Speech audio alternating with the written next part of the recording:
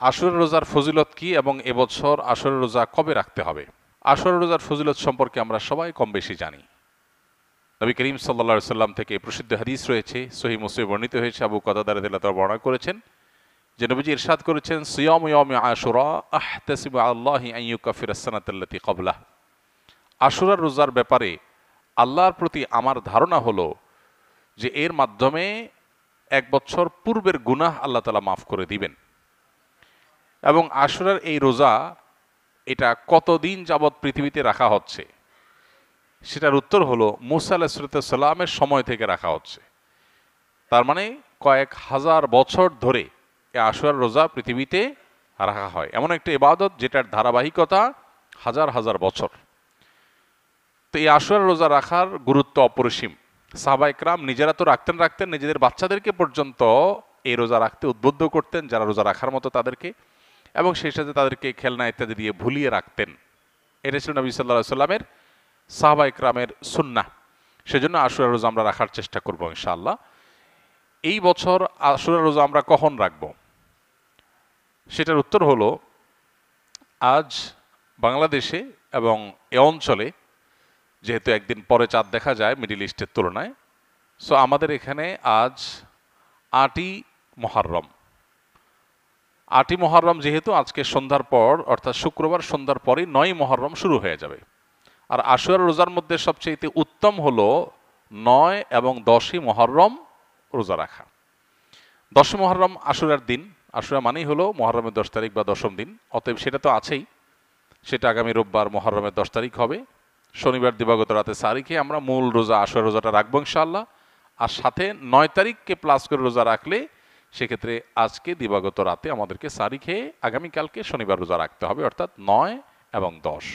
তাহলে শুক্রবার দিবাগত রাত, আজ শুক্রবার দিবাগত রাতে আমরা সাহরি খেয়ে কালকে রোজা রাখবো ইনশাআল্লাহ। আবার আগামীকাল দিবাগত রাতে সাহরি খেয়ে তারপরের দিন রোজা রাখবো।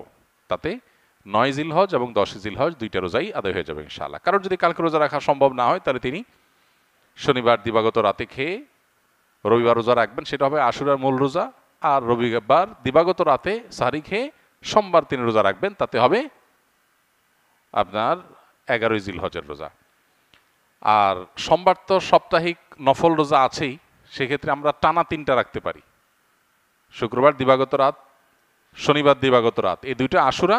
আর রবিবার দিবাগত রাত হলো কিসের? সোমবারের সাপ্তাহিক নফল রোজা। তাহলে টানা ৩টা রোজা হয়ে গেল।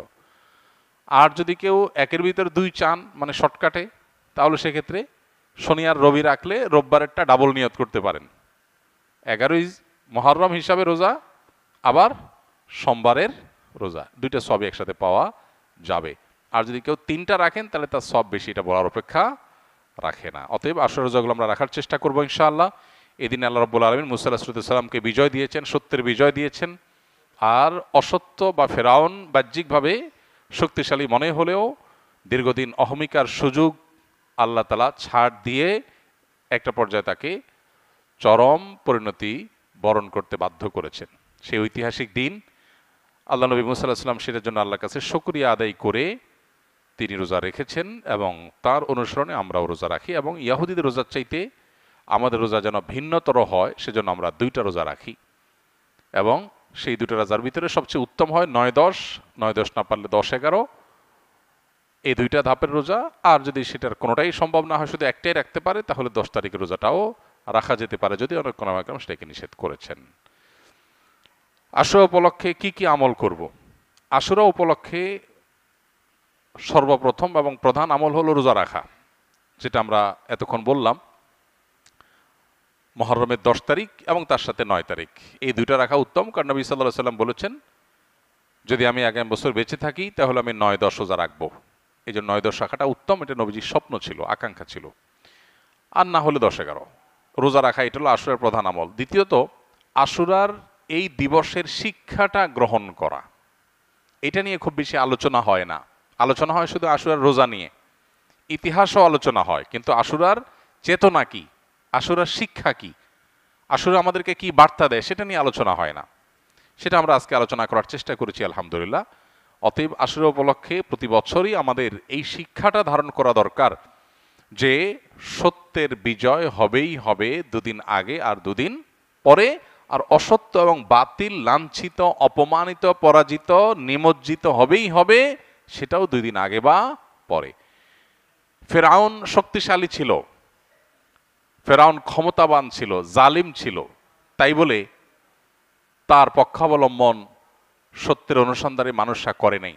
মুসা আলাইহিস সালাম দুর্বল ছিলেন, তার অনুসারী বনী ইসরাঈলও দুর্বল ছিলেন, তারা শোষিত ছিলেন, আর ফেরাউন শোষণকারী ছিল।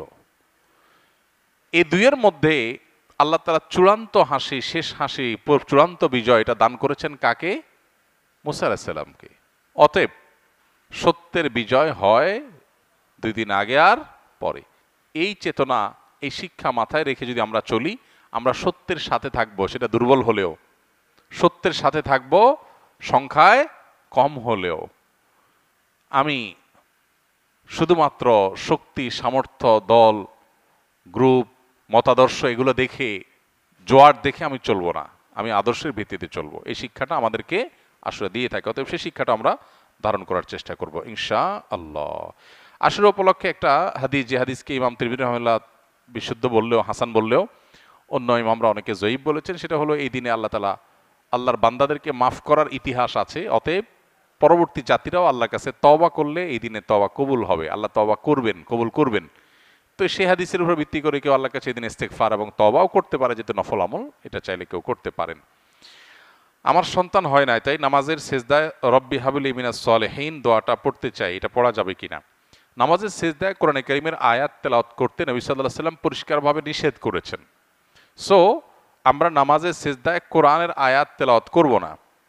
কিন্তু আপনি যে দোয়ার কথা বলেছেন, রব্বি হাবলি মিনাস সলিহিন, হে আল্লাহ আমাকে নেক সন্তান দেন, এই দোয়াটা, এটা কোরআনের আয়াত হওয়ার পাশাপাশি এটা একটা দোয়া। আর সিজদা এটা দোয়া করার একটা গুরুত্বপূর্ণ জায়গা। নবী করিম সাল্লাল্লাহু আলাইহি ওয়াসাল্লাম বলেছেন, আকরাবু মা ইয়াকুনুল আবদু মির রাব্বিহি ওয়া হুয়া সাজিদ ফাআকথিরু ফীহি আদ-দুআ। বান্দা আল্লাহর সবচেয়ে কাছাকাছি যেতে পারে যখন সিজদায় যায়। সিজদায় গেলে আল্লাহর সবচেয়ে নৈকট্যে পৌঁছতে পারে মানুষ। এই জন্য নবীজি বলেছেন, অতএব সিজদায় গিয়ে তোমরা আল্লাহর কাছে দোয়া করবে, বেশি বেশি দোয়া করবে। এটা যেহেতু একটা দোয়া, অতএব দোয়া হিসাবে এটা পড়তে পারবেন ইনশাআল্লাহ। তবে কোরআনে কারীমের আয়াত নিষেধ সিজদার মধ্যে তেলাওয়াত করা। বিকাশে ডিপিএস এর ইসলামিক সেভিংসের টাকা জমালে শরিয়া সম্মত মুনাফা পাওয়া যায়, এটা আদৌ শরিয়া সম্মত কিনা আমি তো জানি না। তাদের ইসলামিক সেভিংসে সিস্টেম কি, তারা কিভাবে সেটা পরিচালনা করে, অতএব বিষয়ে মন্তব্য করতে পারবো না। তবে বেশিরভাগ ক্ষেত্রেই নাম সর্বস্ব বিভিন্ন ব্যাংক বা এই জাতীয় আর্থিক প্রতিষ্ঠান যেগুলো আছে, তারা দেখা যায় নাম সর্বস্ব শরিয়া বোর্ড রেখে তারা এমন কাজ কাম করেন যেগুলো আসলে শরিয়া অনুমোদন করে না। অনেক সময় শরিয়া বোর্ড তাদের আসলে তেমন কোনো ভূমিকাও থাকে না, জাস্ট নামকে অস্তে রেখে দেওয়া হয়, 2-4টা মিটিং করা হয়। তো এগুলোর উপর ভিত্তি করে আমাদের উপার্জন করা উচিত হবে না, বরং সেভ, নিরাপদ এবং সুস্পষ্ট হালালের দিকে আমাদেরকে যেতে হবে। নবী সাল্লাল্লাহু আলাইহি ওয়াসাল্লাম বলেছেন, আল হালালু বাইয়িন ওয়াল হারামু বাইয়িন ওয়া বাইনাহুমা মুশতাবিহাত। হালাল সুস্পষ্ট, হারামও সুস্পষ্ট, আর এই দুইয়ের মধ্যখানে কিছু আছে সেগুলো কি সন্দেহপূর্ণ। অতএব এই সন্দেহপূর্ণ বিষয়গুলোতে আমাদের বেঁচে থাকতে হবে যথাসম্ভব।